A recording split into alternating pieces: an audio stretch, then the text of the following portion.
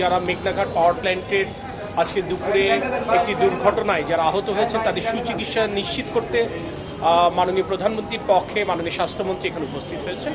আমরা বিদ্যুৎ জ্বালানি খনিজ সম্পদ মন্ত্রণালয় থেকে আমি এবং পিডিবি চেয়ারম্যান মহোদয় আমরা এখানে এসেছি।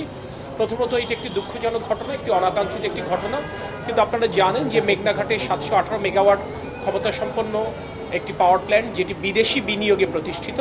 সেই পাওয়ার প্ল্যান্টের মূল প্ল্যান্টের বাইরে তাদের যে ক্যান্টিন আছে, দুপুরে খাবার গ্রহণের সময় সেই ক্যান্টিনের কিচেনে একটি বিকট শব্দ হয়, তারপরে এখানে ওনারা আহত হয়। এর কারণ এর বাইরে আর কেউ বলতে পারছেন না। তো এখানে আপনারা শুনেছেন যে 12 জন এসেছেন, তাদের চিকিৎসা চলছে।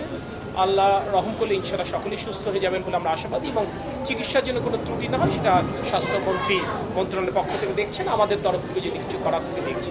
আমাদের মন্ত্রণালয় থেকে যেটা আমরা জানবার চেষ্টা করছি সেটা হচ্ছে আসলে এখানে কোনো ত্রুটি, ব্যবস্থাপনাগত ত্রুটি ছিল নাকি কোনো অসাবধানতা ছিল নাকি অন্য কোনো কারণের দুর্ঘটনা, এইটা আমরা বের করবার চেষ্টা করব। এবং এটার জন্য আমাদের প্রাথমিকভাবে ওই যে বিদেশি প্ল্যানটা যারা অপারেট করে তারা তাদের মতো করে এটা অনুসন্ধান করছে, এবং আমাদের কর্মকর্তারা তাদের সাথে যোগাযোগ করছে।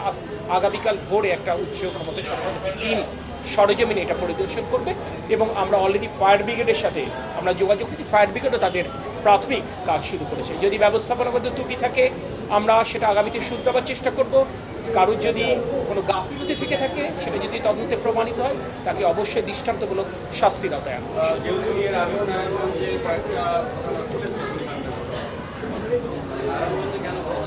না, এটা